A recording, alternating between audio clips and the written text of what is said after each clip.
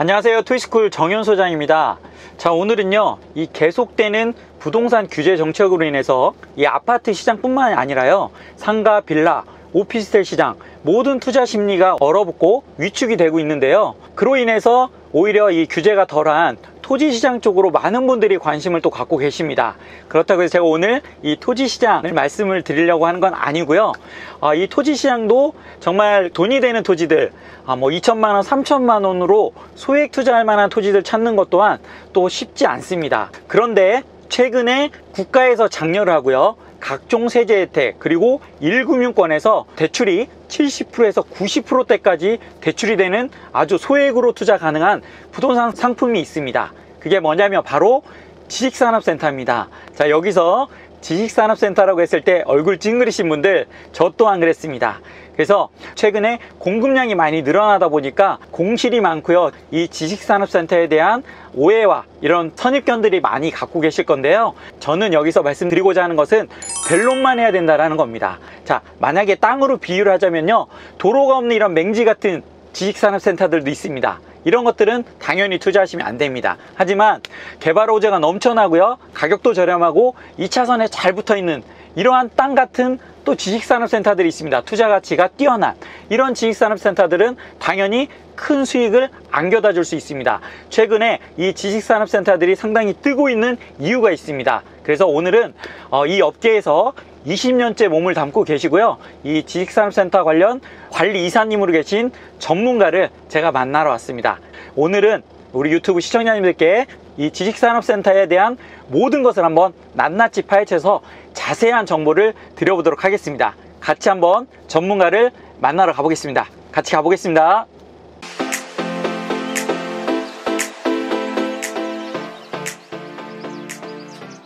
제가 지금 현장에 왔습니다. 우리 이제 전문가님 옆에 앉아 계시는데요.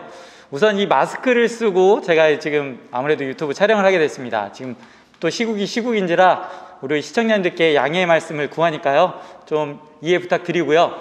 우리 옆에 또 이사님이 워낙 미남이신데 제가 개인적으로 이 얼굴을 못 보여드리는 이 안타까움이 있습니다. 그래서 간단하게 우리 이사님 목소리로라도 개인 소개 간단히 부탁드리겠습니다. 네, 마스크를 쓰고 있어서 좀 다행이라고 생각을 하고요. 네, 그래서 지금 이 부동산 관련해서 지금은 현재 지식산업센터 관련한 일을 좀 많이 보고 있는 박성호 이사라고 합니다. 반갑습니다. 네, 이사님 반갑습니다. 네. 상당히 좀 겸손하게 말씀을 하시는 것 같아요. 제가 이 지식산업센터가 요즘 상당히 이제 뜨고 있다 해가지고 워낙 뭐 이제 소액으로도 또 투자할 수 있는 이 틈새 시장, 그리고 워낙 지금 이제 각종 정부의 규제가 심한데 오히려 이제 이 지식산업센터는 국가에서 장려를 해주는 뭐 각종 여러 가지 혜택들도 많이 준다고 들었는데, 네, 우선은 이 지식산업센터가 무엇인지 모르는 분이 많이 계시거든요. 그래서 지식산업센터는 무엇인지 좀 한번 말씀해 주시면 좋을 것 같습니다.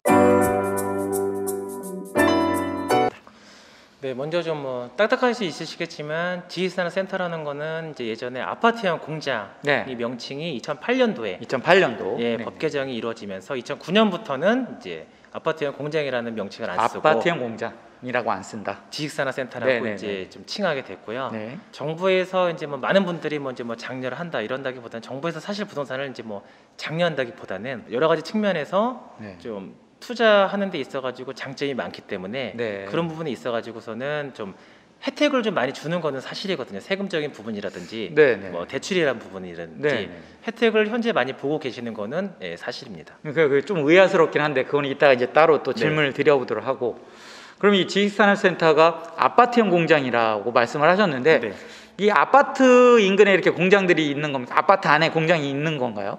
간단히 말씀드리면은 이 아파트처럼 생겼다.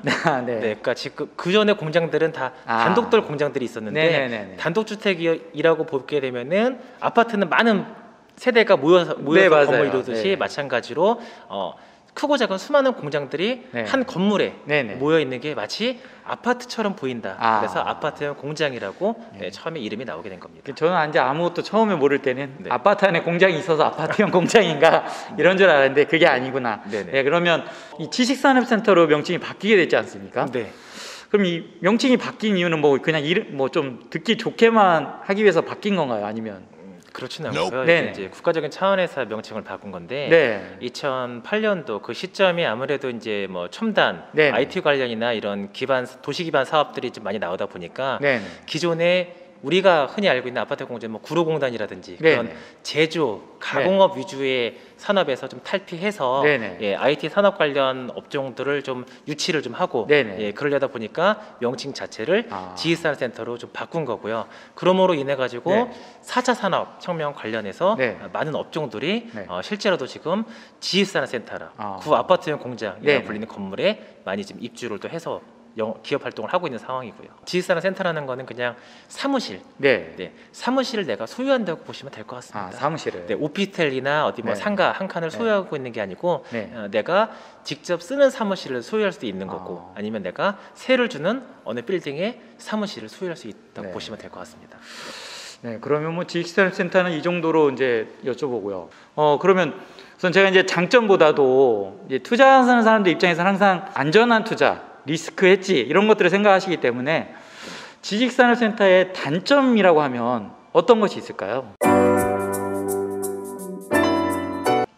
단점은 뭐냐면은 아무리 내가 내 자기 자본이 적게 들어가고 네. 저금리로 뭐 최대 해당 사항이 있으신 분들은 90%까지도 대출이 가능합니다. 이건 장점 모든- 아닌가요? 모든 분들이 네. 그 장점이 단점이 될 수 있는 게 어. 공실이 난다면 네, 공실이 오래 간다든지 그렇죠. 임대 컨디션이 좋지 않게 되면은 그게 단점인 거거든요. 큰 부담으로 돌아오겠네요. 굉장히 부담이죠. 1년만 공실이라면 팔고 싶을 때 제대로 안 팔리겠죠. 네. 매매 컨디션도 결국은 안 좋다는 거죠. 네. 그래서 요즘 보면은 뭐 진짜 지식산업센터 뭐 망한다, 뭐 되게 유튜브들이 많이 올라오거든요. 그래서 많은 분들이 이제 되게 위험하다 막 이러니까 오히려 막 더 거부감을 갖지 않나 싶은데 네. 어떻게 보면 지금 말씀하신 부분과 좀 일맥상통하지 않나, 공실에 대한 리스크. 네. 그러면 뭐 단점은 이 정도로 마무리 짓는다 하고요. 네. 그럼 이 지식산업태가 왜 지금 이렇게 많은 사람들이 진짜 투자로 선호를 하고 인기를 끄는 이유가 무엇인지 이 지식산업센터의 매력과 장점 어떤 것이 있을까요? 첫 번째 아무래도 첫 번째. 자기 자본 비율이 굉장히 적습니다. 아, 자기 자본 비율이 굉장히 적은 거는 즉 계약금 10%만 네, 내고 나중에 잔금을 걱정을 하신다거나 네, 내가 돈이 다른 뭐 이제 상가나 이런 대부분의 투자 상품들은 부동산 상품들은 대출 부분에 있어가지고 담보 대출이 보통 한 60% 정도, 네. 아니면 50% 정도만 나오는데 90%가 나오기 때문에 내 자기 자본 투입 비율이 가장 낮은 부동산 상품이죠. 네, 저도 그거에 대한 되게 메리트를 느꼈거든요.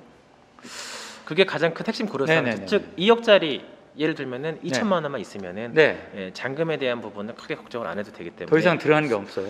없습니다. 결론적으로 소액 투자로 가장 또 각광을 받고 있고 네네. 그래서 많은 분들이 하시는데 즉 잘 고르셔야 되는 거고요. 두 번째는 이제 세제 혜택 부분인데 네, 세금적인. 정부가 아무래도 이제 그 회사들이 잘 돼야 되기 때문에 네. 이 어떤 투자자분들한테 좀 메리트를 주는 이유가 네. 재산세 부분에서도 유리하세요. 네. 다른 뭐 상업시설이나 이런 부분에 있어가지고 네. 과세 표준 자체를 좀 낮게 잡아주거든요. 네. 그래서 재산세 부분에서도 좀 유리하시고 네, 많은 분들이 요즘에 이제 종합부동산세, 종부세 네. 관심 많으실 텐데 종부세라고 하는 것은 아파트, 상가, 네. 오피스텔 이런 것들의 토지분에 대해서는 다 부과가 되게 되어 있습니다. 네, 근데 네.